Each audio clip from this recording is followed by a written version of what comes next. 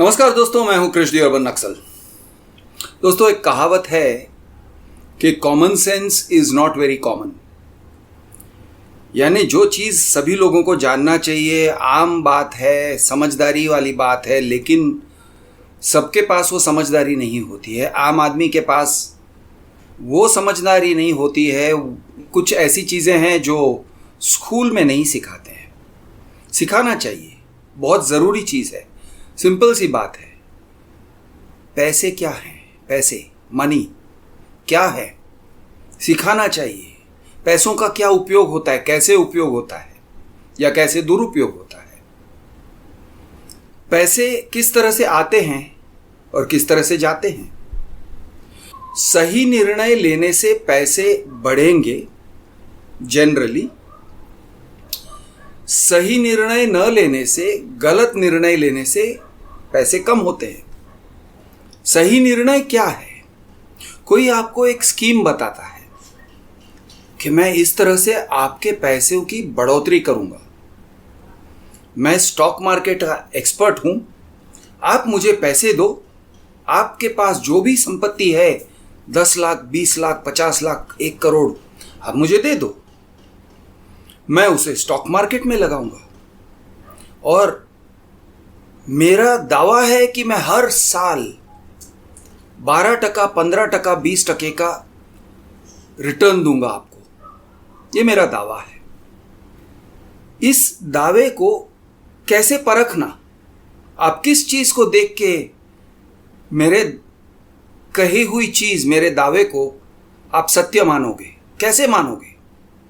मेरी सफेद दाढ़ी को देखोगे या मेरा YouTube चैनल को देखोगे और कहोगे हाँ, ये बंदा बिल्डिंग इंडस्ट्री के बारे में बोलते रहता है, इसलिए वो अगर 12%, 15% का रिटर्न की बात कर रहा है तो वो सच होगा।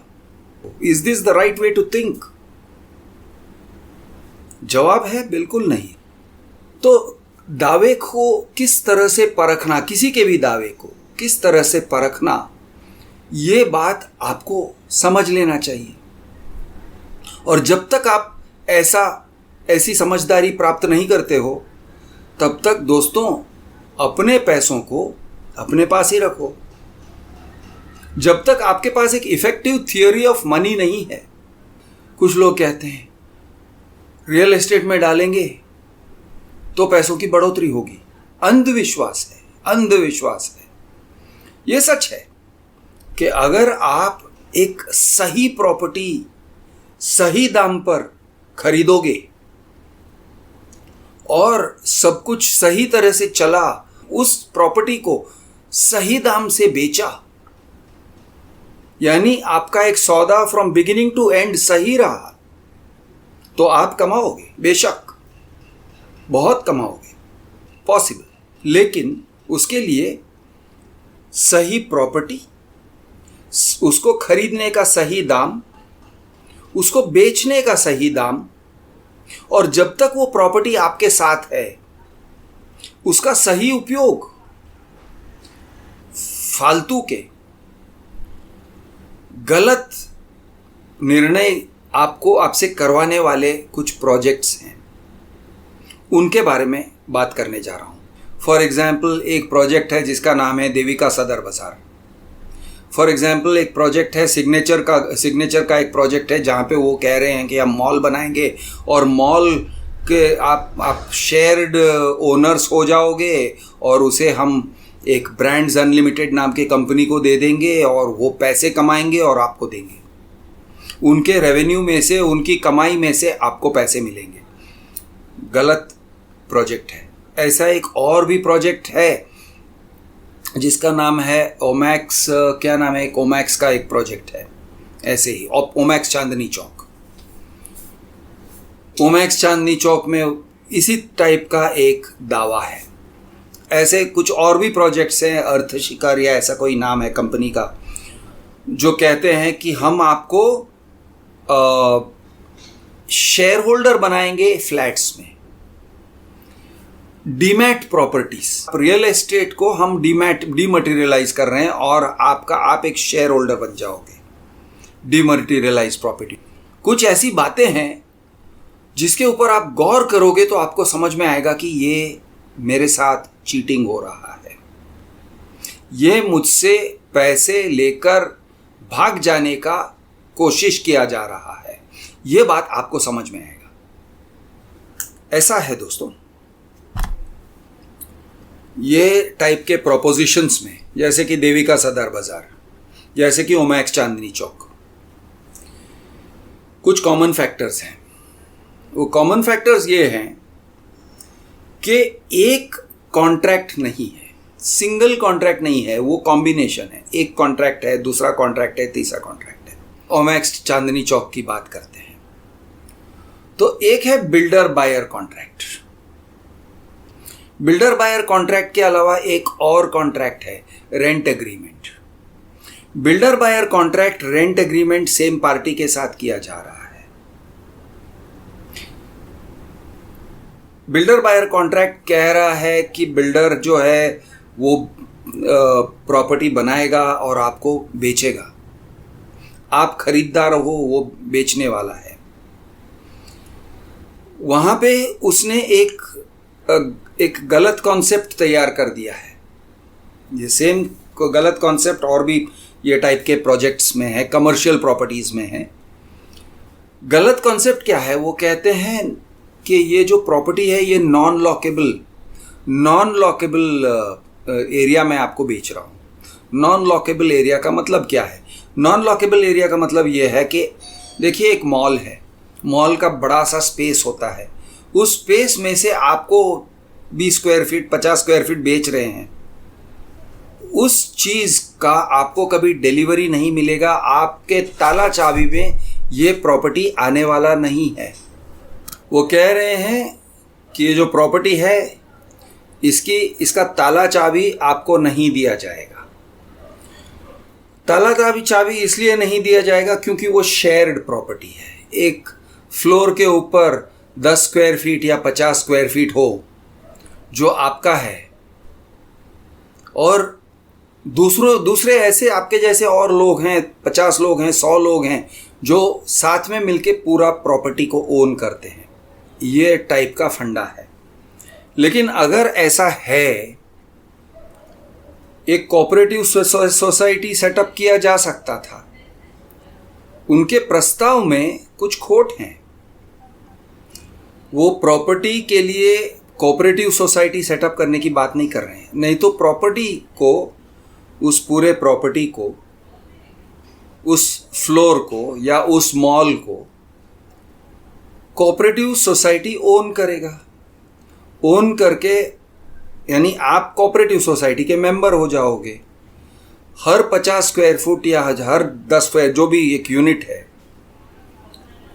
50 स्क्वायर फुट के लिए एक शेयर मिलेगा। 100 स्क्वायर फुट है तो 2 शेयर मिलेंगे। 500 स्क्वायर फुट है तो 10 शेयर मिलेंगे।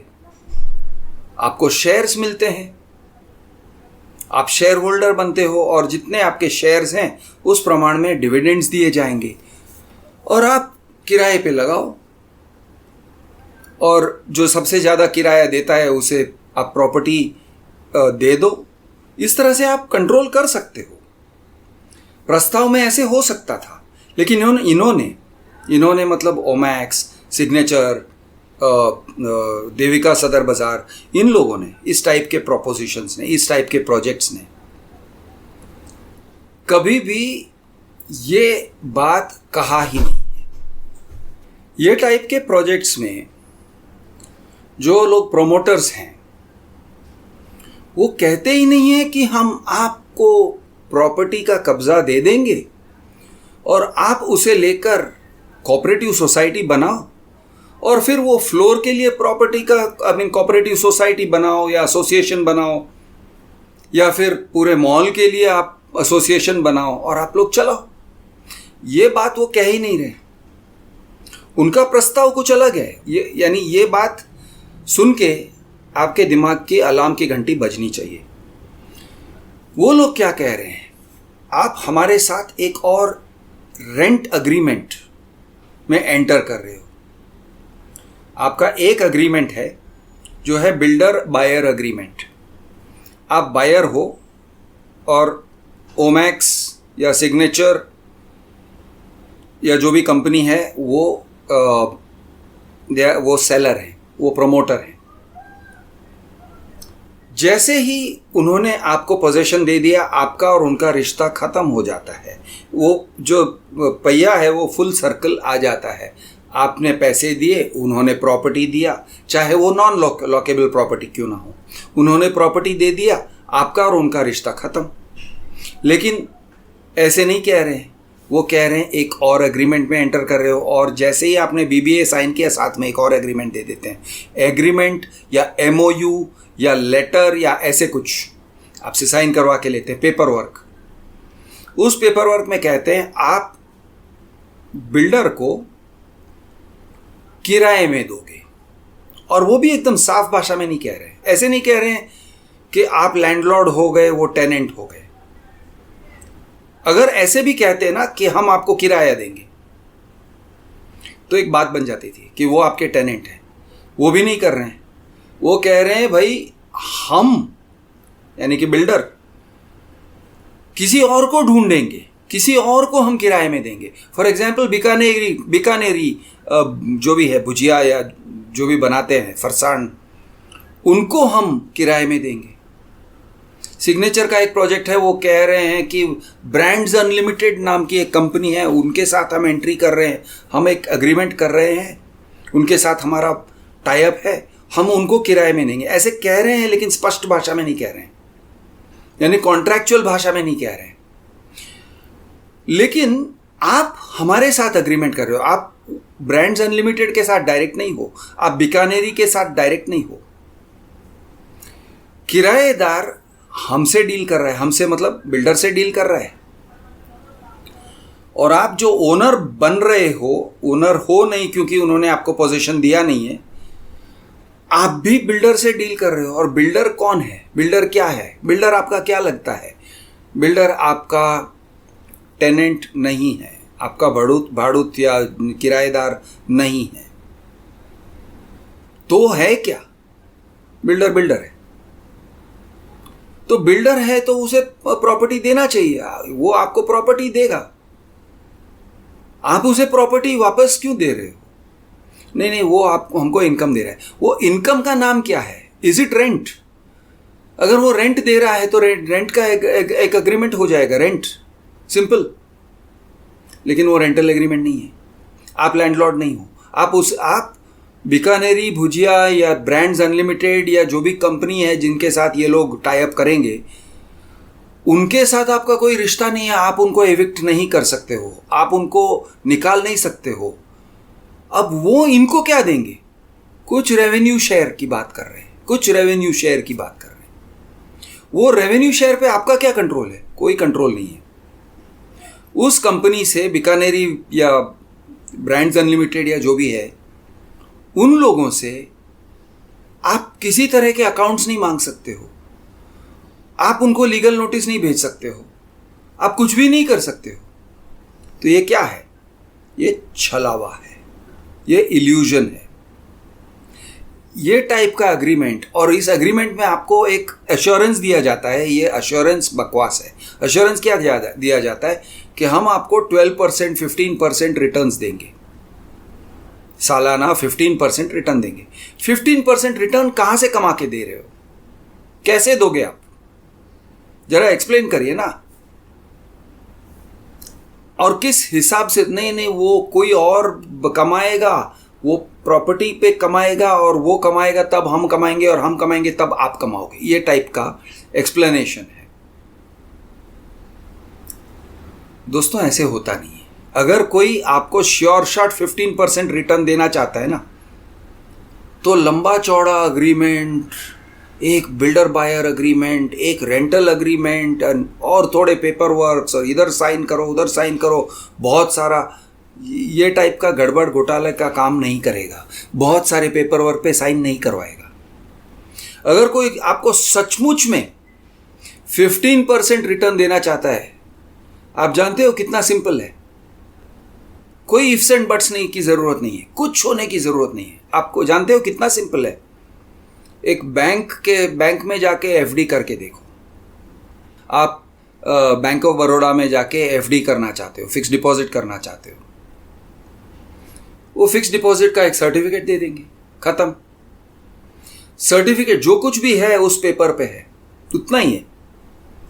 एक सिग्नेचर है या दो या तीन सिग्नेचर्स हैं, प्रिंटेड है और बैंक का नाम है, अमाउंट है, डेट्स है, रेट ऑफ इंटरेस्ट है, और क्या है? कुछ भी तो नहीं है।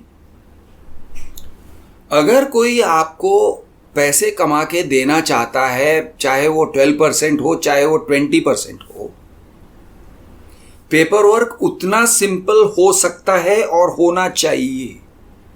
अगर कोई कह रहा है नहीं आप ये काम करो कि आप हमसे प्रॉपर्टी खरीदो और फिर उस प्रॉपर्टी को हमारे साथ किराए पे लगाओ और फिर हम आपको कमा के, पैसे कमा के, किराया कमा के आपको देंगे, और एक अग्रीमेंट, दो अग्रीमेंट, एक एमओयू, एक लेटर, चू चा ची चू, ये सब फालतू की बातें हैं।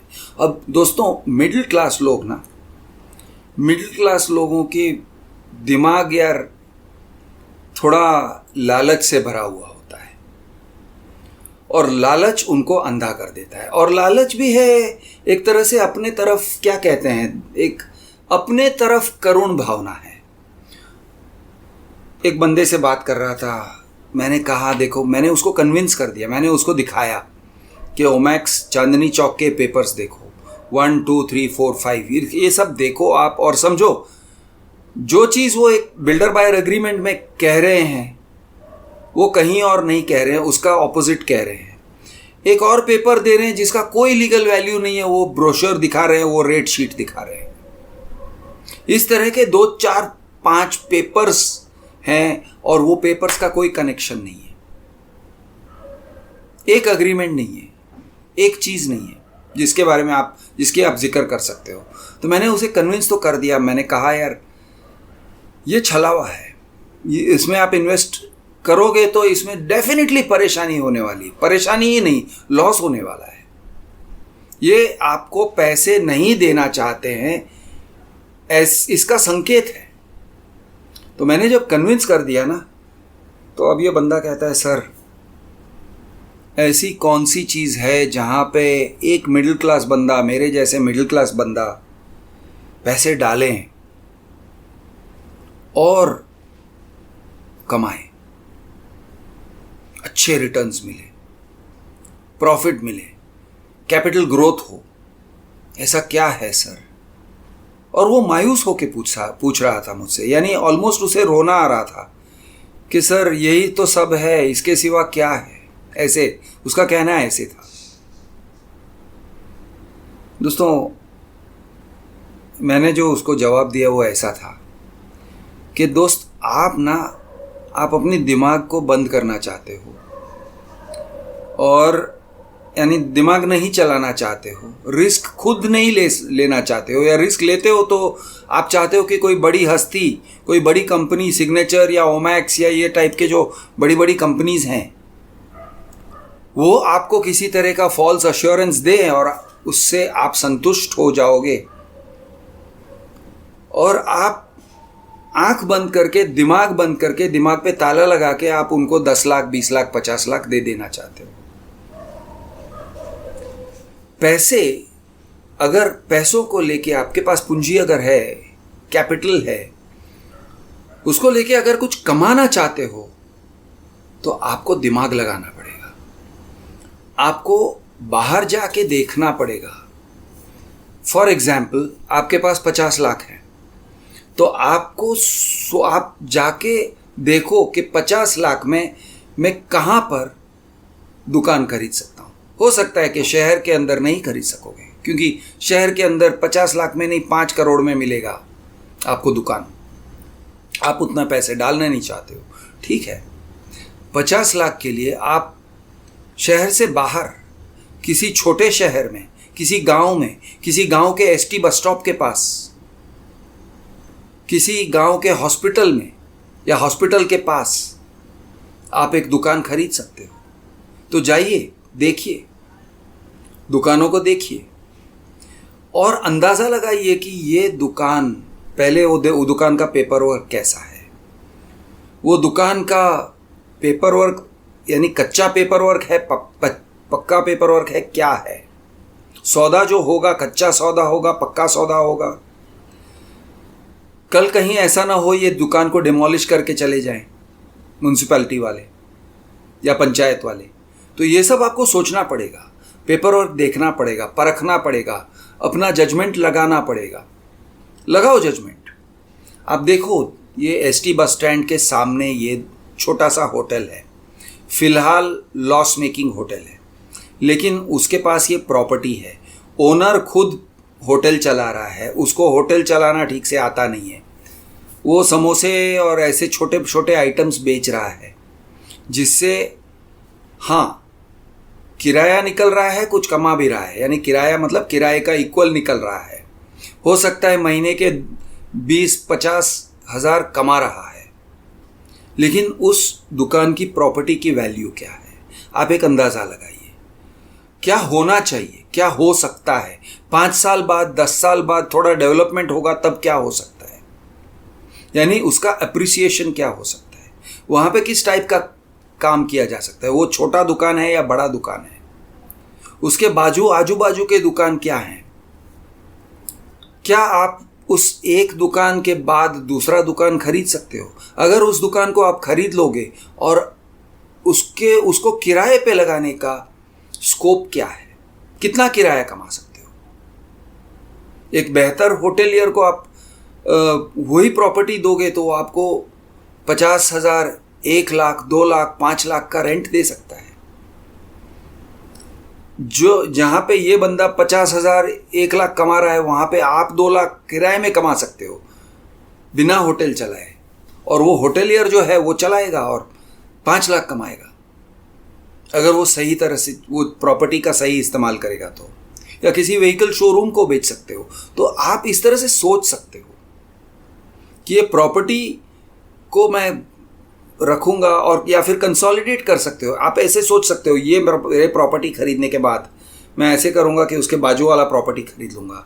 इस प्रॉपर्टी के किराए में से मैं दूसरे प्रॉपर्टी का ईएमआई निकालूंगा, उसे मैं ईएमआई पे खरीद लूंगा, उसके बाद उसके बाजू वाले को खरीद लूंगा। ऐसे मैं कंसोलिडेट कर लूंगा, ये प्रॉपर्टीज को कंसोलिडेट कर लूंगा। या फिर कुछ लोग क्या करते हैं, ट्रबल्ड एसेट्स क्या होता है? कोर्ट में केस चल रहा है, 20-50 साल से केस चल रहा है, लंबे समय से केस चल रहा है। लड़ते लड़ते फैमिली वाले बूढ़े हो गए, केस के ऊपर केस। अब आप उनके पास जाते हो और कहते हो, यार मैं आपका केस क्या, मैं आपको पैसे देके पार्टी से निकालना चाहता हूँ, आपको इस प्रॉपर्टी में से निकालना चाहता हूँ, चलिए ये लीजिए 20 लाख। अब अगर इंसान परेशान है, तकलीफ में है, फाइनेंशियली वो फंस गया है, हो सकता है कि आप 20 लाख दोगे और वो मान जाएगा। वो कहेगा 10 लाख ही मैंने प्रॉपर्टी में इसमें डाला था, केस करने में डाला था, अब मुझे सामने से कोई जीत की संभावना नहीं दिख रही है, ये लो प्रॉपर्टी ले लो यार, मेरा शेयर, मेरा हिस्सा ले लो। ठीक है, आपने 20 लाख दे दिया उसे, उसने आपको अपना हिस्सा दे दिया। मीनवाइल आप दूसरे ब्रदर के साथ भी बात कर रहे हो, तीसरे उसकी बहन के साथ भी बात कर रहे हो, करते करते आप प्रॉपर्टी को कंसोलिडेट कर लो।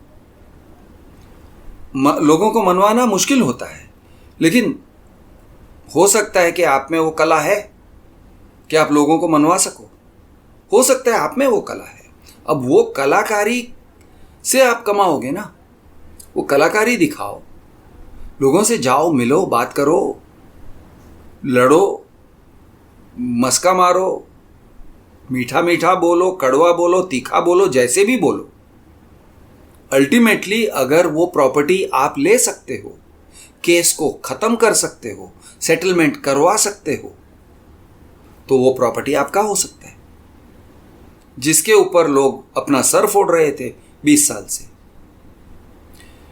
इस टाइप के काम से आप कमा सकते हो अगर आपके पास पूंजी है। लेकिन आप सोचते हो नहीं, ये सब क्यों करना, एक काम करता हूँ, ये ओमेक्स चांदनी चौक नाम का प्रोजेक्ट है, कंपनी बड़ी है, वो कह रहे हैं 15% रेट ऑफ इंटरेस्ट देंगे, दे डालो, दिमाग बंद करो और दे डालो। और आगे क्या होगा देखा जाएगा। भरोसा, ये टाइप के जो डील्स हैं ना दोस्तों, जहां पे सिर्फ और सिर्फ भरोसा, सिर्फ और सिर्फ अंधविश्वास चलता है, गलत है। दूसरे एक टाइप का डील बताता हूं जो गलत है। वो कहते हैं सर आप एक फ्लैट के शेयर होल्डर बन जाओगे। हम एक कंपनी चला रहे हैं, हमारी कंपनी 10-10 लाख रुपया ले रही है और आपको एक फ्लैट में शेयर होल्डर बना रहे हैं। फ्लैट का टोटल वैल्यू है 1.2 CR। हम 12 लोगों को लेकर आएंगे और 10 लाख करके 1.2 CR इकट्ठा करेंगे। उन सभी को जोड़ के एक कंपनी बनाएंगे। 12 लोग जिनको आप जानते नहीं हो या 11 लोग जिनको आप जानते नहीं हो आपके साथ जुड़ जाएंगे। आप सभी को शेयर होल्डर्स बना देंगे, एक कंपनी बन जाती है और कंपनी फ्लैट को खरीद लेता है। और ये सब कौन करेगा? वो जो प्रमोटर है वो करेगा। अब आपको कैसे पता कि वो प्रॉपर्टी का कीमत 1.2 CR है? आप भरोसे पे जाते हो सकता है उस प्रॉपर्टी का कीमत 60 लाख है। आप सभी को इकट्ठा किया, 1.2 CR पे उसने ले लिया और 50 लाख 60 लाख का सीधा किकबैक ले लेगा। प्रॉपर्टी बेच दिया। अब आप लोग संभालो अपने आप को, मेरा कुछ भी नहीं है, आप जाओ करो। या फिर वो कंटिन्यू कर सकता है कि मैं आपको रूल्स बताता हूँ, आपको ये रूल से चलना चाहिए, वो रूल से चलना चाहिए, आपके सर पे वो रूल्स रखेगा। तो दोस्तों ये टाइप का जो डीमैट रियल एस्टेट, डीमटेरियलाइज्ड या fractional shares, fractional real estate, ये टाइप के बहुत सारे डील्स आते हैं। मोस्ट ऑफ द टाइम ये डील्स फ्रॉड हैं, ये गलत हैं, ये करने जैसे नहीं है और ये करोगे तो पछताओगे। दोस्तों शुरुआत में मैंने आपसे कहा था द साइंस ऑफ मनी कि ये पैसों के बारे में स्कूल में सिखाना चाहिए और नहीं सिखाते हैं। अफसोस कि स्कूल में सिखाते नहीं है पैसों के बारे में, कि पैसा क्या है, पैसा कैसे आता है जाता है। तो साइंस ऑफ मनी पे मैं एंड करना चाहता हूं। मैं आपको एक विचार, आपके दिमाग में एक विचार डालना चाहता हूं। उस विचार को जरा देखिए, सच है नहीं है, आपको जचता है नहीं जचता है। दोस्तों money in the purest form, पैसा, जब आपके पास पैसा रहता है एज मनी, जिसको आप बैंक में रख सकते हो, फिक्स डिपॉजिट में डाल सकते हो, म्यूचुअल फंड में डाल सकते हो, पैसा एज मनी, वो डिस्टिल्ड एक फिनिश्ड प्रोडक्ट है। पैसा एक फिनिश्ड प्रोडक्ट है। आपके मेहनत करने से, आपके बाप दादा के मेहनत करने से, उनके सही निर्णय लेने से, उन्होंने हो सकता है कुछ किसी चीज़, किसी प्रॉपर्टी को खरीदा, सही दाम से खरीदा, फिर उसे बेचा वगैरह वगैरह करके आपके पास एक धनराशि आके पड़ा है। समझ के चलते हैं 2 करोड़ रुपए आपके पास पड़े हैं, जो थोड़ा बहुत आपकी कमाई की है, आपके पत्नी की कमाई की है। सोना बेच के कुछ रखा होगा या सोने के फॉर्म में कुछ रखा होगा। सोने को भी पैसा ही गिनते हैं क्योंकि आप बेच सकते हो, इट इज़ फंजिबल। आप बेचोगे, आपको पैसा मिल जाएगा, उसका कीमत मिल जाएगा। तो सोना या फिर एक्चुअल पैसा जिसे आप बैंक में रखते हो, ये फिनिश्ड प्रोडक्ट, ये डिस्टिल्ड प्रोडक्ट है, ये प्योर प्रोडक्ट है। सर्कुलेशन होने के बाद, सब कुछ होने के बाद, कर करा के जो आपके पास आके पड़ा है वो चीज़ है। अब आप अगर उस चीज़ को किसी और जगह में डाल रहे हो, फॉर एग्जाम्पल आप ये सोच के डाल रहे हो कि मैं रियल एस्टेट में डालूंगा और रियल एस्टेट मुझे और पैसे कमा के देगा, तो आप याद रखिए कि एक फिनिश्ड प्रोडक्ट को आप दोबारा रॉ मटेरियल में डाल रहे हो। कर सकते हैं, गलत नहीं होगा, कर सकते हैं, लेकिन अगर ऐसे किया तो उसके पीछे कोई सॉलिड कारण होना चाहिए।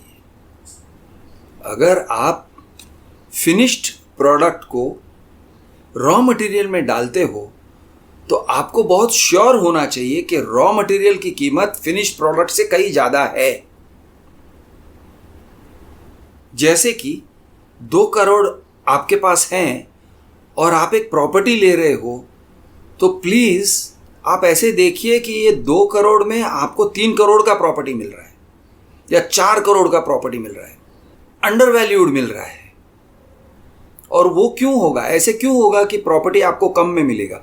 हो सकता है कि सामने वाले की मजबूरी है जो बेच रहा है, हो सकता है कि वो यानी फाइनेंशियल सिचुएशन में फंसा हुआ है और उसको पैसों की ज़रूरत है, लिक्विड कैश लिक्विडिटी की ज़रूरत है, हो सकता है, और इसलिए वो बेचने निकला है। कई कारण हो सकते हैं। अब जो भी कारण हो, वो जिस भी कारण से बेच रहा हो, आप ये सोचिए प्रॉपर्टी का एक्चुअल वैल्यू क्या है और आपको किस वैल्यू में मिल रहा है। हमेशा सोचिए कि मुझे अंडर वैल्यूड प्रॉपर्टी लेना है, यानी 3 करोड़ की चीज़ मुझे 2 करोड़ में मिलना चाहिए। आज के आज अगर मैं इस प्रॉपर्टी को सही तरह से बेचूं तो मुझे 3 करोड़ मिलेंगे। उस टाइप का अगर प्रॉपर्टी है, आप 2 में खरीदो। आप कहोगे ऐसे नहीं होता है।